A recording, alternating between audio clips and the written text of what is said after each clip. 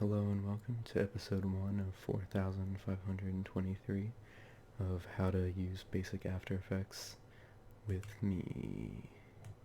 Alright, so let's just start off here. We made a wonderful video and now we want to do some basic editing to that. Add some little layer effects, maybe some text, maybe an image that moves around. You know, the usual. Let's see what we're working with.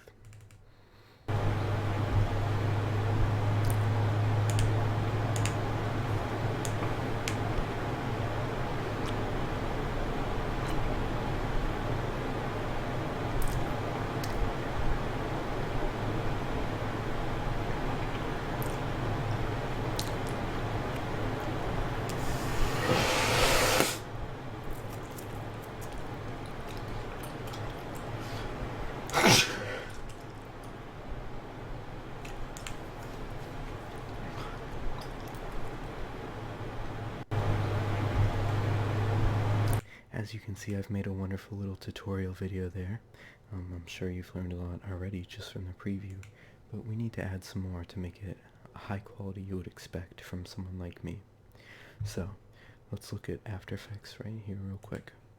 Over here is the project panel. This is where all your types of files that you will be using will be held. Over here is generally the preview window. This is what you're currently looking at, and when you drag the timeline slider across here, this is the timeline. This is what shows up at that point in time. Now down here, like I said, is where it will show your composition. The composition is your collection of current things, so like it may be the background music, the current couple scenes that are involved, and the next layers on top of that, all in one composition. So let's just get started here by pulling in our video. And as you can see, it says the information and it has it here. And then what we want to do, we can either create a new composition like this and fill in what we are hoping for here, or you could just drag this straight to this little new composition button and it will make one based off the settings of said file that you drug to it.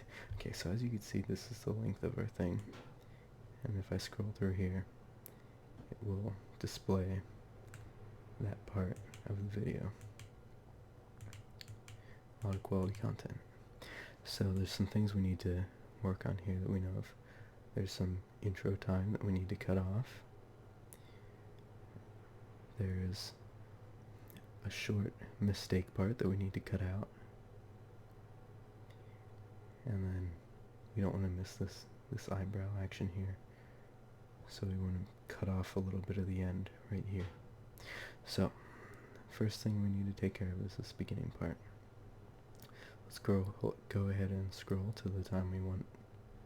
See, just before the important step.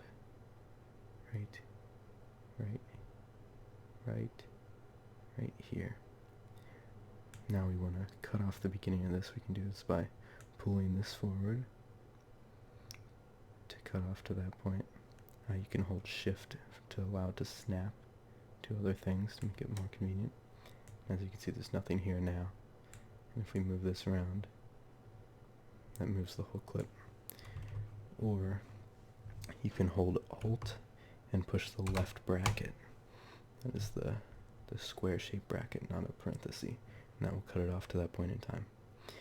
That's Alt and the bracket together. So now we have all this dead space at the beginning, this dead air, about 17, 18 seconds of it. So we're going to move this to the front. We can either move it like this, hold shift to snap to common points. Move this out here. So it'll snap to the beginning like that. Or if you push the left bracket without holding Alt, it will bring the front of the clip to that point.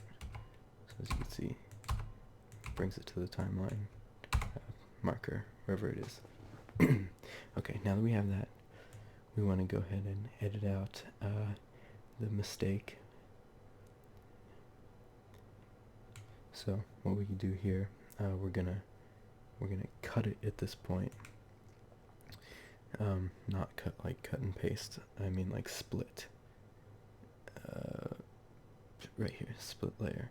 So what you could do is this, and as you can see it splits it right at that point into another layer, or as you probably saw in there, you could push Control Shift D on the keyboard to split it at that point.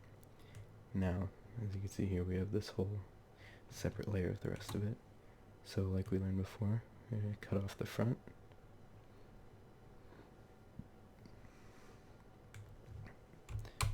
Alt open bracket. Line that up again. And now if you run through the timeline, you can see it cuts to the next excellent frame. We skipped over all the bad stuff. Real quick, if you want to preview, you can hit 0 on the numpad to begin rendering the RAM preview. What it does is it loads all the frames into RAM that it can fit, and then once it's done, it plays through the actual content. You can also click this button up here to begin RAM preview, up here at the top right. Okay, and lastly we want to cut off the end. Similarly to before, we could drag the end forward, or use Alt and close bracket to snip it off there. Alright, now that we've got that excellent content, we're going to add a little bit of effects to it. So, first thing we want to do, let's add a little text effect for when the pop happens. Let's add some text. Here's the text thing. Boom. As you can see, it's added a new layer to this, and like we learned before, we're gonna cut off the front of it like this with the Alt open bracket. Now you can double click on this little T to get to the editable. Ready? Pop. Oh man, I just thought of that now. I didn't write that joke beforehand. Now, we just want to pop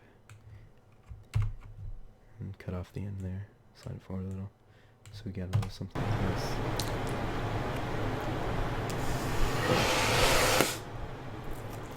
this. Oh boy, that's really funny. So, now that we got that, that's interesting. You may notice it always plays from the beginning. Just a quick tip, if you do from current time, it will do it from the current time.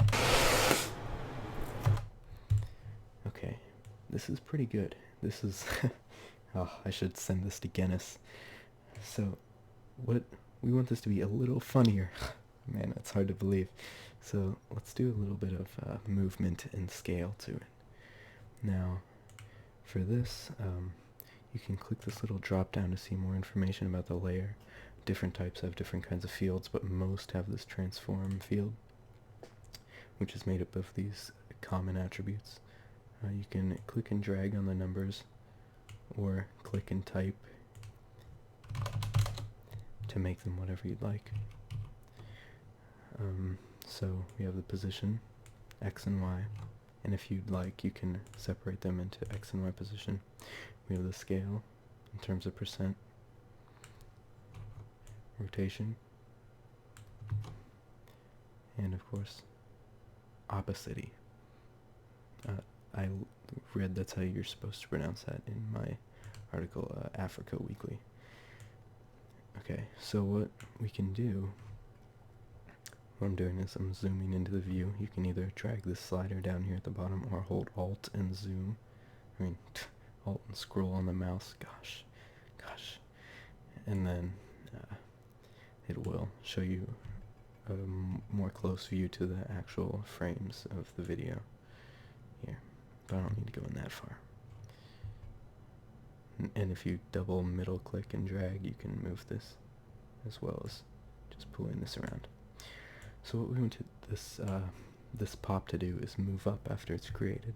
So at the point when it's created, let's create a keyframe at the Y position, scroll down to the end, and just change this value. And give it one more frame so we can see it. Change the current value here. Whoa. So now You see as it scrolls through. That's keyframe to move, as we said. Also, real quickly, I'll do the scale. Same idea. Wow. Technology's amazing. And you know what? Let's do a little rotation. So we'll start at 0. Check this out. Rotate left. Ready? Then you rotate right. Oh man. This is one of the best jokes I've seen. Now, as you can see for the rotation, it kind of twists and it turns back the other way kind of fast, like there's no in between to it. Kind of stiff, you know. Here, I'll give you a little better example with the Y position. So now it'll go down, hit that, and then proceed to the next point, right? But what you can easily do is right-click on a keyframe, use the keyframe assistant, and choose Easy Ease, and it will kind of blend that together more nicely, so it isn't such a harsh transition between the points. Now, a couple more tips on this. When you have a layer selected like this, you can hit P for position, S for scale. Guess what opacity is, if you're following the pattern. T, of course, for opacity. Yeah, I'm serious.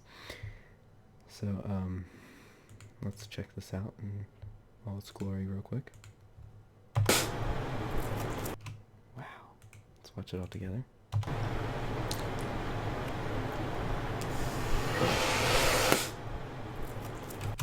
Excellent. This is one of the best videos I've ever seen, boys and girls. Now, that was pretty good, but I think we need an image overlay as well. Right about here, when we get to this next scene, you could see the emotion in my face. So I think we need an image that matches my emotion. I have one prepared. Drag it into the project on the left, and then go ahead and drag it into the scene or onto the frame, into the timeline down here. Let's go ahead and S to scale, and scale that up.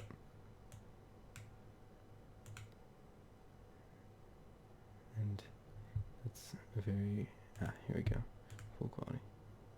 And there we have it. I think this perfectly encapsulates everything, really. I mean, the mystery of life, the mystery of cheese puffs. Yesterday, when I was driving to work, it was a pretty busy day. I was just driving down the highway, and I noticed to the left, like out the left side near the median, there was like a 50-foot pile of cheese puffs. Not like a pile, like they were spilled out and left behind, like 50 feet of them. And, you know, to this day, since yesterday, I will always wonder why. I may never know. Or maybe I'll just go back tomorrow and figure it out. In any case, let's follow the same process here. Cut off the beginning, cut off the end, easy peasy. Let's, now for this, let's give it a little effect, you know? Let's mix it up a little, if you will. What we could do is pull down the layers from up here. I mean, not the layers, the effect panel from up here. Or it's also on the right here, you can search through it. Let's do a little color changing.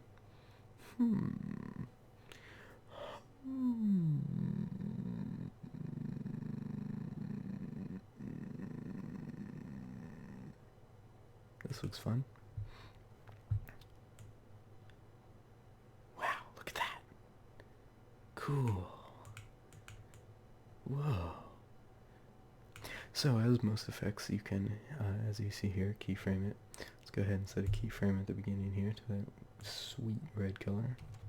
And at the end, let's just set another keyframe for this beautiful teal color. Pretty good, but you know what I always say, it's too easy to read text when it's standing still. So let's go P, get the position, go over a few, move it over here, go over a few more, put it way over here, a little more, this way, a little more, and finish it up right here, boom, and let's watch that real quick.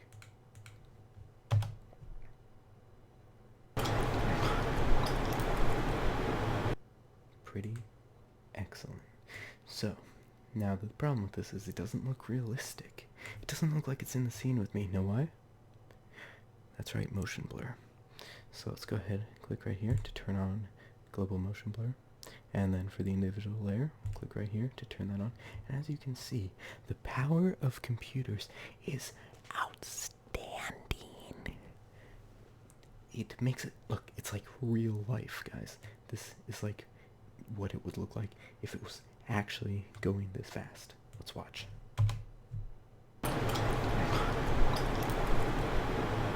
Whoa. Whoa. Whoa. That was amazing. Okay, now we have our beautiful finished video. Let's go ahead, zoom back out on the timeline. Now we're going to want to end the time so we don't have to ponder life in these 20 seconds of dead air here. So what we can do is we could pull this grabber forward. We can also press N at the time you want to end it. You can also press B to change the beginning time. Or you could go up to the composition settings and change the length this way. Sorry, that's actually the length of the timeline, but you can do that too. Alright, let's watch this through once or twice to make sure it's exactly as we planned for it to be.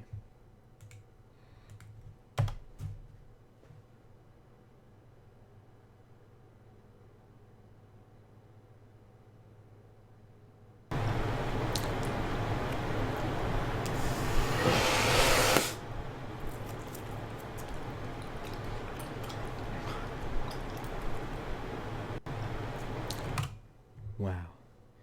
Simply wonderful. Pretty much the best thing I've ever seen, to be honest. Alright. So we have this beautiful, wonderful work of masterpiece art. But, as you know, we can't just give our computer to our friends so that they can watch it. We need to put it on what they call the interweb. It's a new thing that Bill Clinton developed, where internets of computers are connected, and you could put YouTubes onto it. My grandpa was telling me about this last week. I'm not really super familiar with all of it, but it seems interesting. Okay, but for that we're going to need to render a video. This is just a project file now. We want it to be a video file, something that everyone uses, like WMV or WTF. I've heard BBQ is a good one. So let's go ahead up to composition here, add to render queue, and here we can go through the options, make sure everything's correct for what we're looking for. One of my favorite types to use is QuickTime format, H.264 with 100 spatial quality. It's a little unhappy because this video is a 1440p video, which it doesn't match with its settings at this frame rate. I'm just going to go back in here real quick, change the composition to 1080p, as you can see. Ooh, here's another opportunity to teach you something. So look, it's too big. So what we do is right click, transform, fit it to comp, boom, done.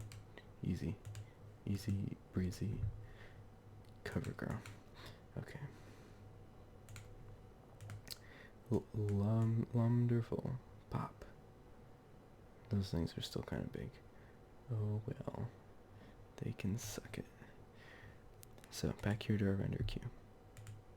Look how happy it is. Okay, so this is my favorite. Go ahead and make sure all your settings are how you're expecting them to be. And then click here. And choose your place to render to. It's pretty good to render to an SSD. It's easily the fastest option. And then once you're ready, click render.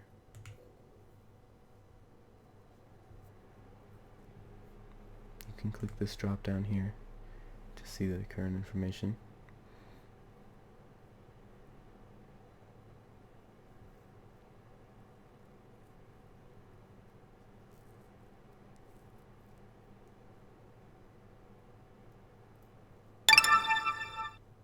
Beautiful. Let's check it out.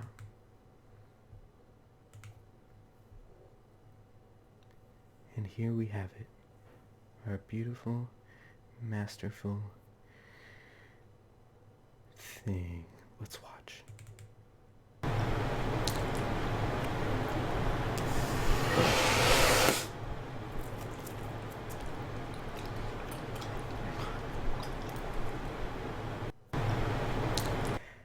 Perfect. Now go ahead and upload this crap to YouTube, and you'll be making crappy content like everyone else every other day of the week. And that's it for this tutorial. Have a wonderful day or night, and I will see you again never